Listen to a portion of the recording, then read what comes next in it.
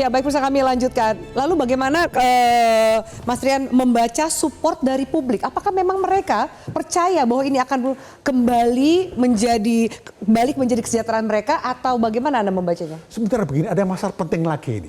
Nomor satu, ini bukan shock terapi. Ini memang terapi. This is good. Ini bel yang Pak Prabowo betul sekali. Kenapa? Problem kita hari ini adalah bagaimana kita mengefisienkan. Ingat loh ya, di dalam zaman hari ini untuk menjadi hebat itu ada 4 langkah. Satu, kita bisa public service ya. Public service pertama kali harus faster. Kedua, better. Tapi ketika harus cheaper, jadi government harus lebih murah lagi. Affordable. Yang terakhir harus smarter. Ini harus digunakan sebagai mindset. Kedua, saya ingin berikan masukan kepada teman-teman di top leadership atau Mas Derajat juga di DPR ini. Janganlah menggunakan kata-kata with or without me gitu loh. Enggak, jadikanlah kebijakan Pak Prabowo menjadi kebijakan bangsa. Jadi gimana? Ini teman-teman ngerti para menteri ini bilang tadi kan komunikasi, kerja. Dan ini nggak cukup hanya pakai glorifikasi. Jangan saya Prabowo itu setelah teriak terus bingung. Kasihan Pak Prabowo. Harus eksekusi. Dan untuk itu bagaimana kita menjadikan program ini sebagai program bangsa. Ingat loh ya, saya nggak setuju dengan kata-kata ini program Pak Prabowo. Nggak. Ini programnya bangsa, programnya rakyat. Saya nggak setuju dengan kata-kata with me or not. Loh, ini with me semuanya. Karena kalau udah seperti itu, semua orang buy in. Kalau semua orang buy in, nggak usah permasalahkan rakyat dukung apa tidak. Ya pasti dukung gitu loh. Memang prosesnya panjang.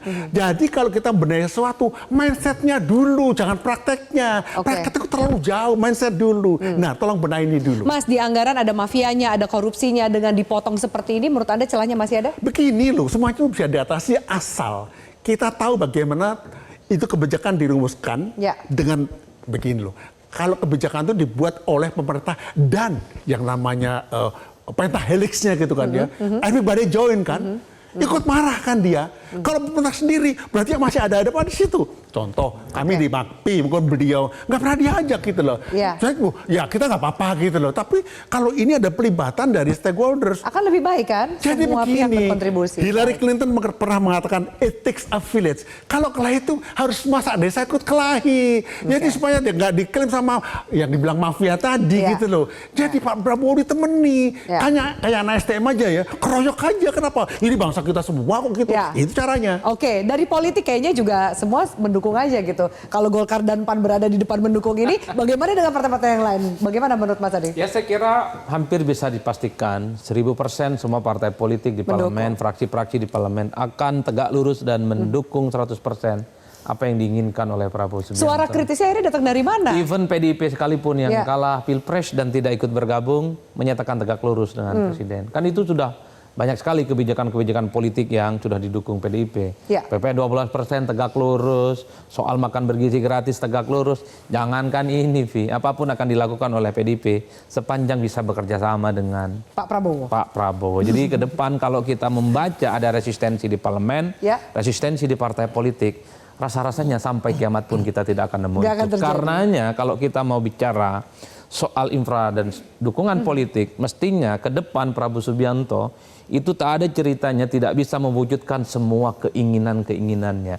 Ini semacam hukum besi ini, karena keputusan politik, dukungan politik, dan dukungan yang cukup luar biasa dari seluruh stakeholder di negara kita, semuanya mengarah kepada Prabowo Subianto. Jadi persoalan-persoalan yang populis tentang kemiskinan, tentang rakyat yang kemudian dipersiapkan untuk menjadi SDM yang unggul menuju Indonesia Emas 2045, mestinya ini terjadi dalam 5 hari. Maksud saya dalam 5 tahun. 5 tahun ini, jangan salah, 5 tahun beda. DPR yang katanya menyerap aspirasi rakyat, bagaimana bisa mengawal? Karena semua khawatir soal ada mafianya, ada korupsinya, Mas Duli.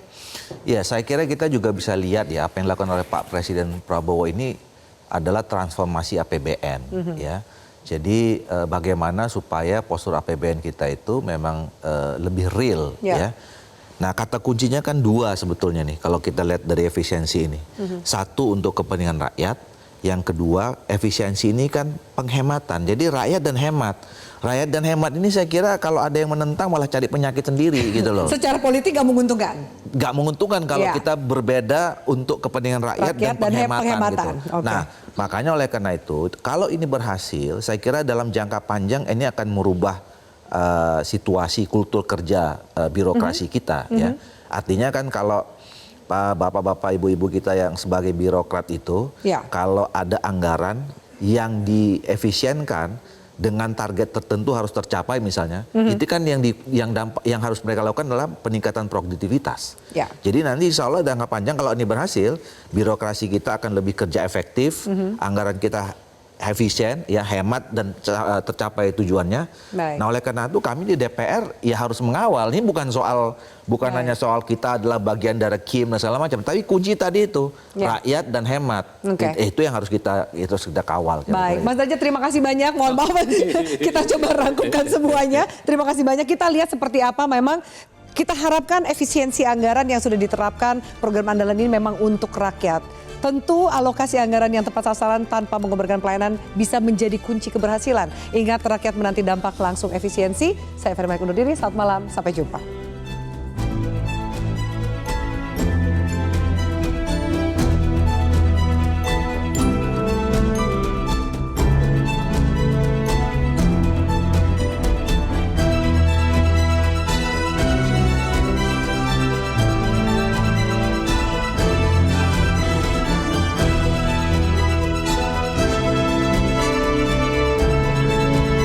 Jelajahi cara baru mendapatkan informasi. Download Metro TV Extend sekarang.